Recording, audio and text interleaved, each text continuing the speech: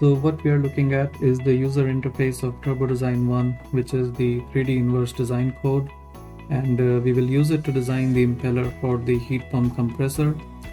So for the baseline design, I have opened the impeller input file that was exported from the mainline code TD3, and as you can see, all the specifications here like flow rate and RPM etc. have already been filled in from the TD3 file, and we can also see the meridional shape,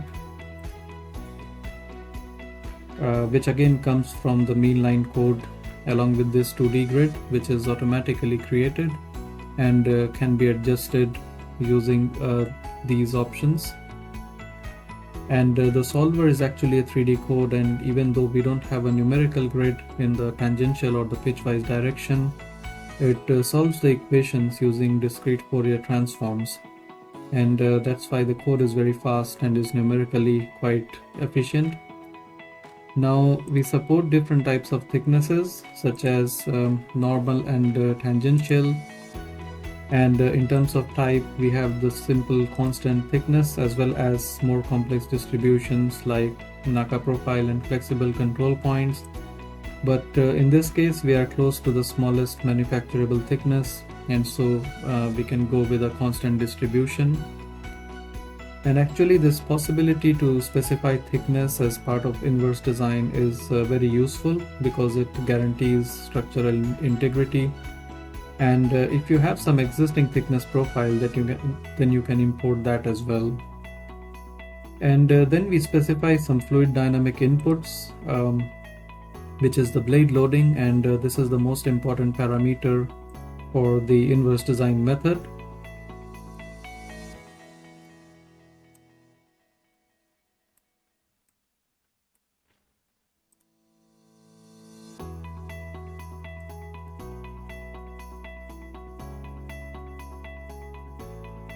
And here we first specify the span-wise RVT star, which is the swirl distribution from hub to tip. And here 0 span-wise location is the hub and 1 is the tip. And we are imposing the span-wise swirl distribution at the leading edge and the trailing edge of the blade row. And the distribution is free vortex, so there is 0 swirl at the inlet, meaning a purely radial flow, and a constant value from hub to shroud at the outlet. And if you recall the Euler turbomachinery equation, then the difference in RVT star between the inlet and exit gives you the specific work of the blade row. And this is important because it means that every design coming out of TD1 respects your required duty point. And now that the overall blade work is fixed, we need to specify how it varies from leading edge to trailing edge at the hub and shroud sections.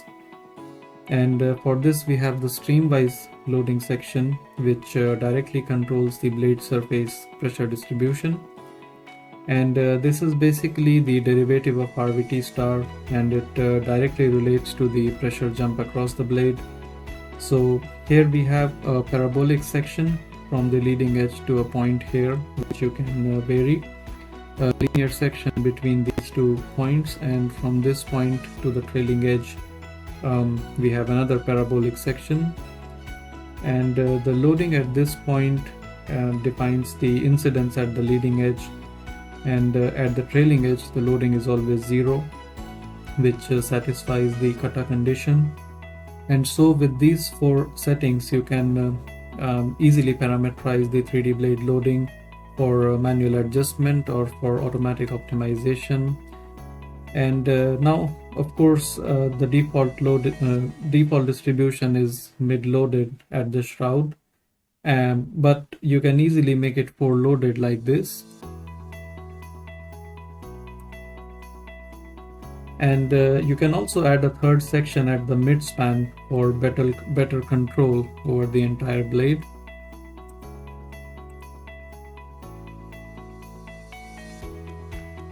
Now even though the program is fully 3D, it runs very quickly within 5 seconds or so.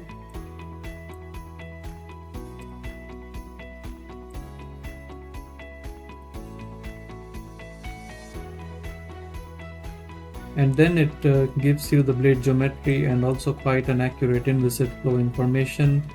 And this information is something that we can use to iterate on the design. So we can first take a look at the converged impeller geometry using a 3D plot here.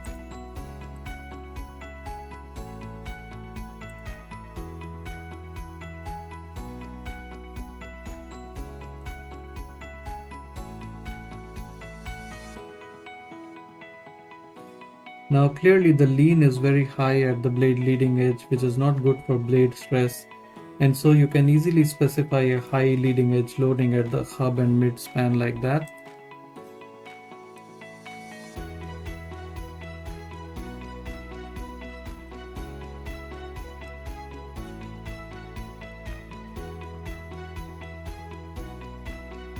And then if we generate the new design,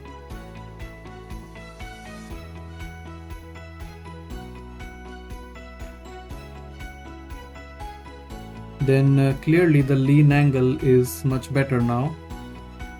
And then we can create 2D plots of let's say surface pressure at the hub and shroud.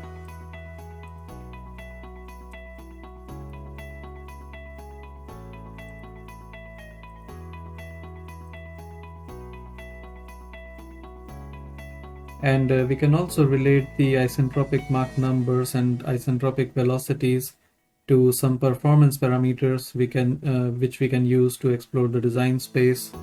And you can see these performance parameters here in the project manager window.